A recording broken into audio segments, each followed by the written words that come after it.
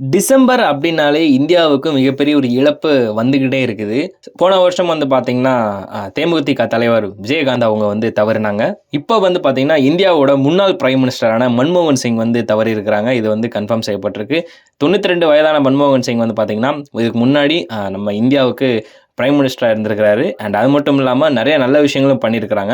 இது எப்படி நடந்தது அப்படின்னு சொல்லிட்டு பார்த்தீங்கன்னா, கொஞ்ச நாட்களுக்கு முன்னாடிலருந்தே வந்து அவருக்கு கொஞ்சம் உடல்நிலை சரியில்லாத ஒரு காரணத்தினால இருந்தாங்க. அண்ட் இன்னைக்கு வந்து பார்த்தீங்கன்னா, கொஞ்சம் ரொம்ப ரொம்ப அவசரமா வந்து ஹாஸ்பிட்டல் அட்மிட் செய்யப்பட்டிருந்திருக்கிறாரு. ஸோ அத தொடர்ந்து கொஞ்ச நேரத்திலே ரொம்ப கிரிட்டிக்கலான சிச்சுவேஷனும் அப்படின்ற மாரியுமே வந்து வெளிய நியூஸ் சொல்ட்டாங்க. ஸோ அத தொடர்ந்து இப்போ அவர் வந்து தவறியிருக்கிறாரு. அண்ட் அது மட்டும் இல்லாம இந்தியா எக்கனாமிக் லிபரலைசேஷன்ல வந்து மன்மோகன் சிங்கோட விஷயம் வந்து பார்த்தீங்கன்னா, ராஜ்யசபால இருந்து ஏப்ரல் 2024 தான் வந்து பார்த்தீங்கன்னா ரிட்டயர் ஆனாரு. கிட்டத்தட்ட 33 வருஷமா வந்து ராஜ்யசபா அப்படின்ற ஒரு இடத்துல வந்து ஒரு நீங்கா இடம் பிடிச்சிருக்கிட்டு இருந்தவர். அண்ட் அது மட்டும் இல்லாம 1991 இருந்து தான் வந்து அவர் என்ட்ரே ஆனாரு.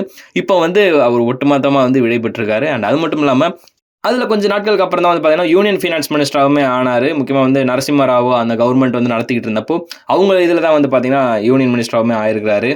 அண்ட் இது மட்டும் இல்லாம சீஃப் எக்கனாமிக் அட்வைசர் இந்த மினிஸ்ட்ரி ஆஃப் ஃபினான்ஸ் அப்படின்ற ஒரு விஷயத்துல வந்து 1972 வந்து பணிபுரிஞ்சிருக்காரு. அண்ட் ஆர்பிஐ கவர்னராவுமே வந்து இருந்திருக்காரு. அது எல்லாத்துக்குமே தெரியும். அவர் போட்ட அந்த சைன் போட்ட நோட் தான் வந்து பார்த்தீங்கன்னா, கிட்டத்தட்ட எல்லாருக்குமே வந்து ஞாபகம் இருக்குன்னு நெனைக்கிறேன். அது வந்து 1982லேருந்து 85 வரைக்குமே வந்து அந்த பொசிஷனுக்கு இருந்திருக்கிறாரு. இப்ப அவர் வந்து பார்த்தீங்கன்னா, உயிரிழந்திருக்கிறாரு.